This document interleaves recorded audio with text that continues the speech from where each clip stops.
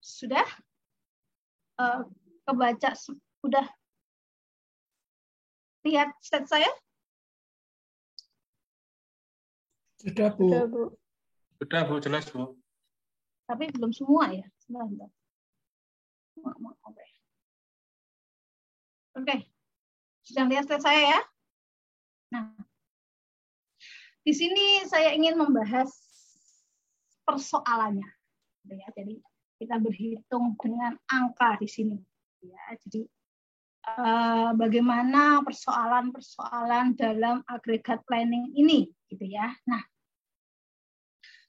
sekarang mungkin kita ingat kembali, gitu ya. Sebenarnya metode banyak dalam agregat planning ini ya, dalam banyak metode yang telah dikembangkan, gitu ya. Nah, ini dengan optimasi kita program linier, misalnya dengan linear decision rule atau dan set decision rule. Nah, ini ada pendekatan heuristik ya, dengan efisiensi manajemen, dengan pengambilan data dan sebagainya. Ada metode grafik, kita menggunakan grafik, ada metode parametrik dan lain-lain. Ya, jadi ini adalah metode dalam agregat planning. Nah, yang akan saya bahas di sini adalah metode grafik. Ya, metode grafik. Nah, di sini ini biasanya metode yang sering dipakai karena mudah dipahami, ya. Karena mudah dipahami, ya, ada grafik dan diagram ini mudah dipahami.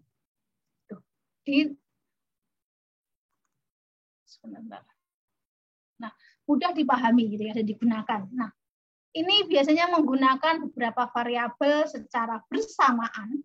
Ya, jadi agar perencanaan itu dapat membandingkan antara permintaan yang diproyeksi dengan kapasitas yang ada, gitu ya. Jadi di sini kita harus melihat, gitu ya, permintaannya berapa. Ya, kita sudah belajar forecasting, gitu ya, sudah belajar permintaan.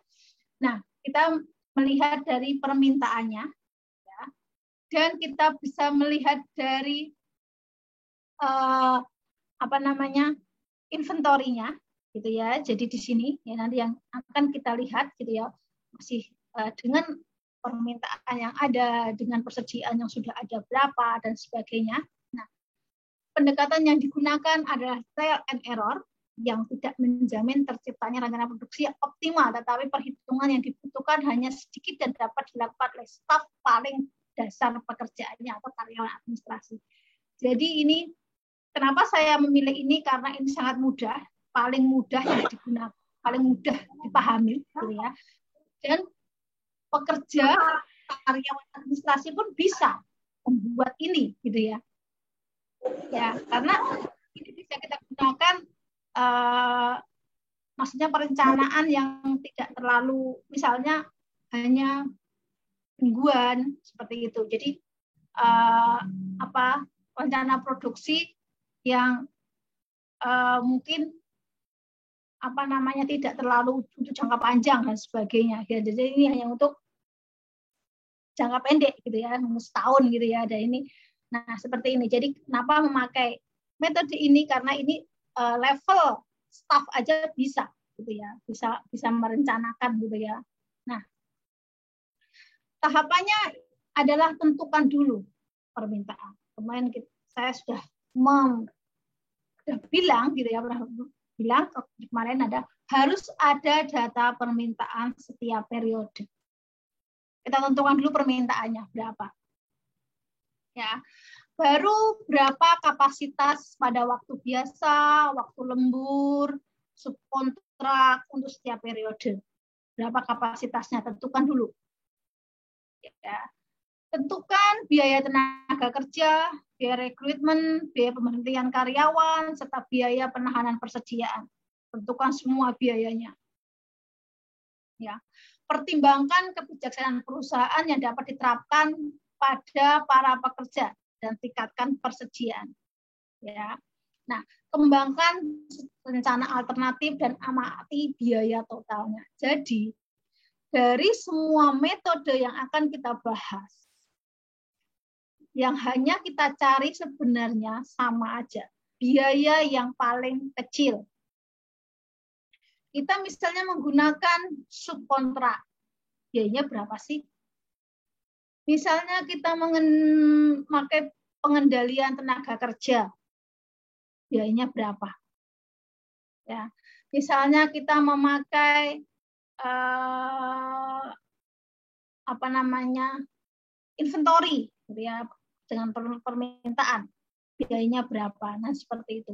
Jadi itu yang akan kita bahas nanti gitu ya. Jadi ini biasanya emang saya keluarkan setiap ujian gitu ya. Saya keluarkan setiap ujian dan harus menghitung 3 metode yang seperti yang saya jelaskan. Jadi kalian harus tahu gitu ya metodenya, penyelesaian metode ini gitu ya. Nah, sekarang pendekatan matematis misalnya ya, dengan transportasi dalam program linear. Nah, ini jika masalah perencanaan agregat dipandang sebagai masalah alokasi kapasitas operasi. Jadi untuk memenuhi permintaan yang diperkirakan, maka rencana agregat dapat dirumuskan dalam format program linear. Ya. Misalnya dengan linear yaitu merupakan perencanaan agregat yang berupaya untuk mengoptimalkan tingkat produksi dan tingkat jumlah tenaga kerja sepanjang periode tertentu. Ya, misalnya ini pendekatan matematis. Nah, sekarang saya kasih contoh ada metode grafik. Ini metode yang paling gampang gitu ya. Nah, di sini diketahui ya, nanti kalian tahu berapa kuartalnya ada. Demennya selama 8 kuartal ke depan, ini hasil ramalan. Ya, jadi hasil forecasting untuk 8 bulan ke depan. Ya. Misalnya ini ongkos kenaikan tingkat produksi 100, ya. Penurunan tingkat produksi 150, inventorinya 50, misalnya ada persediaan, subkontraknya 80, ongkos lemburnya 20. Nah, kita menentukan dulu. Kita sudah menentukan hasil ramalan kita. Kita menentukan semua biaya-biayanya. Ya. Nah, setelah sudah kita tentukan semua biaya-biayanya, ya. Nah, sekarang kita perhitungan dengan metode grafik dan diagram. Nah, di sini gambarkan dulu histogram permintaannya. Ya, tentukan kecepatan produksinya, rata-rata yang diperlukan untuk memenuhi permintaan tersebut. Ya, baru gambarkan grafik permintaan secara kumulatif terhadap waktu. Ya, terhadap waktu. Ya, nah, baru kita identifikasi periode-periodenya, ya, terjadinya kekurangan barang atau back order atau periode adanya kelebihan barang atau inventory dan sebagainya. Nah, baru kita menentukan strategi yang akan kita gunakan untuk penanggulangan kekurangan dan kelebihan barang tersebut. Hitung ongkos yang ditimbulkan oleh setiap strategi dan pilih strategi yang memberikan ongkos terkecil. Nah, ini adalah langkah-langkahnya terlebih dahulu. Ya. Setelah kita mengetahui langkah-langkahnya, nah, di sini salah satu contoh perusahaan ABC misalnya, dia telah meramalkan permintaan untuk 8 bulan ke depan. Permintaannya seperti ini. Dari periode 1 sampai 8. Ya. Dia periode dari 220, ternyata bulan kedua dia permintaannya turun jadi 170, ternyata bulan ketiga naik kembali menjadi 400, bulan keempat naik kembali 600, terus bulan kelima turun gratis permintaannya, ya. Bulan ke-6 turun kembali bulan ke-7 turun kembali ternyata. Bulan ke-8 baru dia mengalami kenaikan kembali permintaannya. Nah, seperti itu. Nah, kemudian ya, setelah kita tahu permintaan, kita kumulatifkan permintaan itu. Ya, tahu ya cara perhitungan kumulatif? Sudah tahu? Sudah tahu ya? Tahu? Sudah, Bu. Sudah. Oke. Nah, tahu ya, kemarin sudah dibahas, kumulatif itu penjumlahan dari 1, 2, 1, 2, 3, dan seterusnya. Jadi kumulatif semuanya ini.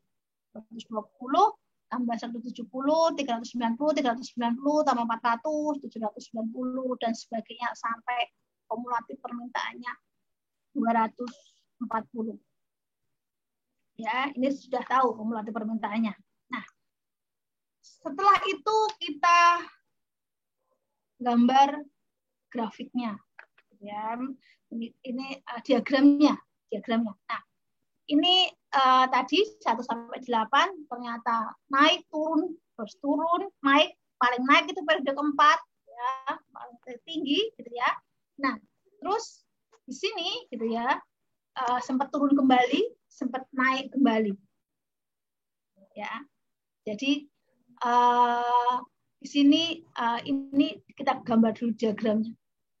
Nah, setelah itu grafiknya ya, berarti di sini adalah tadi, jadi ini adalah persediaannya, mungkin secara garis lurus ya. Jadi kita tadi ini permintaan aktualnya, jadi naik turun kembali ya. Ini yang ini permintaan rata-ratanya. Nah, di sini adalah back order ya, karena terjadi kenaikan ya, kenaikan permintaan. Nah, ya ini adalah ini persediaannya ya, cara persediaannya. Nah, seperti itu. Jadi ini adalah gambar grafiknya.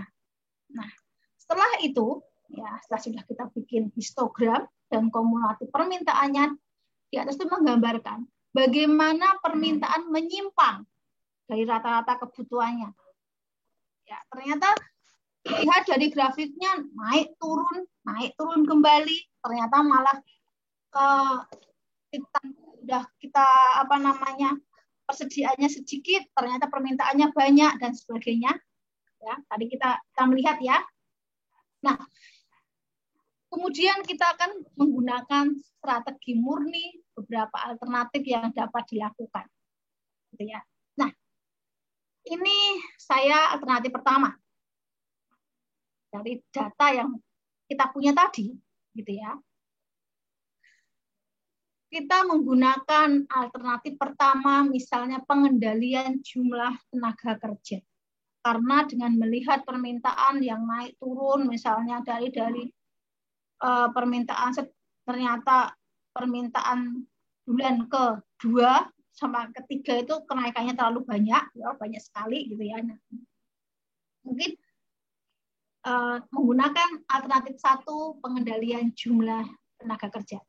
Nah, di sini ya, melibatkan penambahan dan pengurangan jumlah tenaga kerja sesuai kebutuhan. Karena ini pengendalian tenaga kerja, berarti kita bisa menambah tenaga kerja, kita bisa mengurangi tenaga kerja. Ya, nah sesuai kebutuhan. Nah, di sini biaya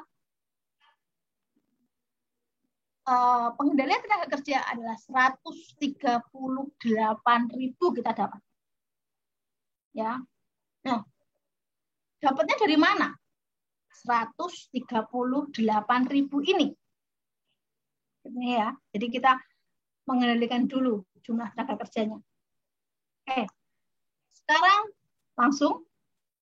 Nah, tadi permintaannya 220, 170, 400, 600, 380, 200, 130, dan 300. Nah, kita lihat. Kita awal produksi 220 permintaannya.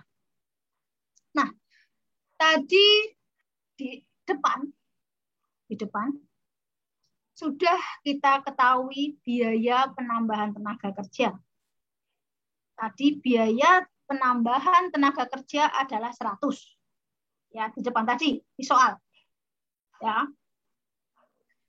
Terus biaya pengurangan tenaga kerja adalah 150. Kembali ke depan, ya.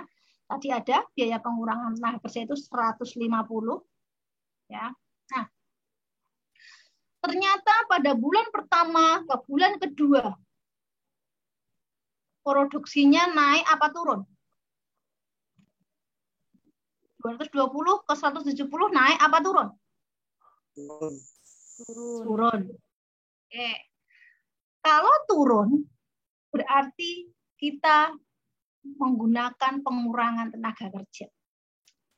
Ya. Karena produksinya turun. Gitu ya. Nah, berarti kita mengadakan pengurangan tenaga kerja. Gitu ya. Nah, di sini ya, kita isi yang pengurangan tenaga kerja. Oke? Nah, kenapa dapat 7.500? Ada yang sudah tahu? Ada yang sudah tahu? Mungkin?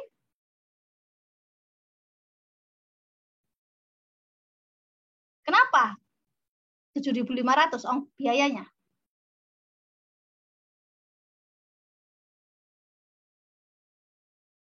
Ada yang tahu? Bisa ngutak-ngutak gitu, mungkin bisa dari mana ini, gitu ya. 150 dibagi 2, Bu. Salah.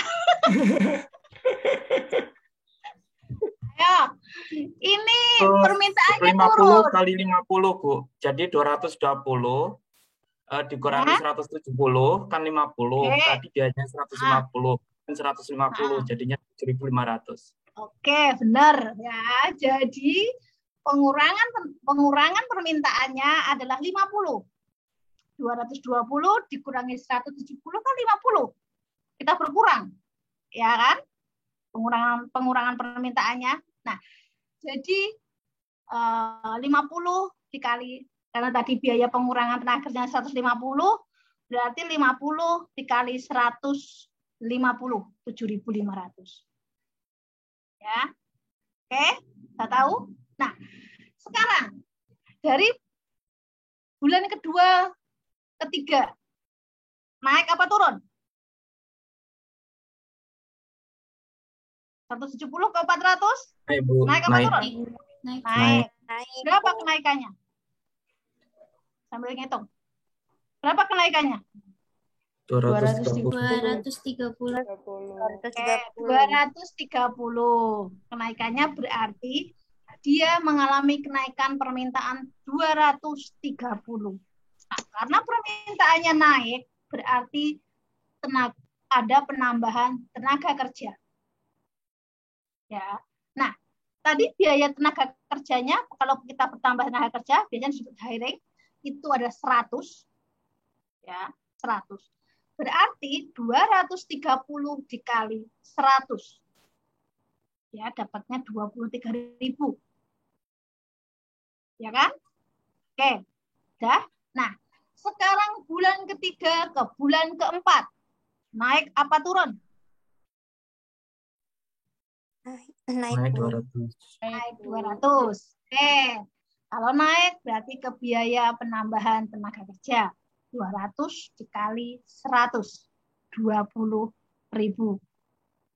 Nah, sekarang ke 4 ke 5. 600 ke 380. Naik apa turun? Turun. Nah, turunnya berapa? 380 dikurangi 200? 220, Ibu. 220. Ayo. 380 berapa? 600 dikurangi 380? 220. 220. Ya kan? Nah, itu hasil 220 dikalikan tadi berapa? 150 biaya pengurangan tenaga kerja. Jadi diingat, kalau pengurangan tenaga kerja itu 150. Kalau penambahan tenaga kerja 100 biayanya. Nah, dapatnya 33.000. Dan selanjutnya sampai bulan ke-8. Jadi kalian lihat, oh permintaannya turun, oh permintaannya naik, gitu. Jadi kalau permintaan turun, kita ke pengurangan tenaga kerja. Kalau permintaannya naik, kita ke penambahan tenaga kerja. Ya. Jadi di sini langsung kita biaya totalnya berapa? Ya, jadi langsung biaya totalnya ya 1.500, tinggal tarik ke sini 23.000, 20.000, 33.000 dan seterusnya. Jadi dapatnya 138.000. Ya. Ya kan 138.000. Jadi menggunakan metode jumlah tenaga kerja, biaya yang kita keluarkan adalah 138.000. Ya. Dari sini jelas pengendalian jumlah tenaga kerja? Sudah jelas? Gampang ini. Iya, Bu. Kita lihat aja permintaannya. Oke? Jelas ya? Nah, sekarang kita menggunakan alternatif kedua. Ya. Nah, mengendalikan jumlah persediaan. Nah, di sini gitu ya. Jika perusahaan tidak ingin melakukan perubahan tenaga kerja, maka strategi yang dapat kita lakukan adalah memproduksi dengan laju rata-rata permintaan dan fluktuasi permintaan dipenuhi menggunakan persediaan. Jadi kita sudah punya persediaan, kita pasti punya persediaan. Gitu ya. Nah, di sini gitu ya, misalnya rencana ini dihitung pada tabel nanti ya. Nah, berdasarkan perhitungan di bawah nanti, kekurangan, jadi kekurangan maksimum gitu ya, permintaannya, persediaannya adalah 270. Ya. Jadi kalau terjadi persediaan, ini persediaannya itu sudah ditentukan gitu ya, kekurangan persediaan itu maksimum ada 270 dan itu terjadi pada periode kelima gitu ya, karena dia ternyata kurangan gitu ya. Nah, karena adanya ketidakpastian dalam peramalan, maka kekurangan ini bisa dipenuhi mulai dari periode pertama. Jadi nanti pada periode kelima itu persediaannya habis, gitu ya. Nah, ini kita menggunakan persediaan pertama ada 270 kekurangan untuk persediaannya. Ya. Nah, dengan mengendalikan jumlah persediaan, gitu ya. Dengan mengendalikan jumlah persediaan, ini biaya yang kita keluarkan adalah 96.500. Ya.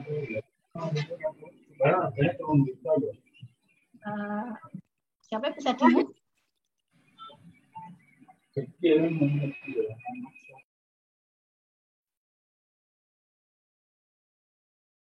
Sudah ya, bisa dimut ya.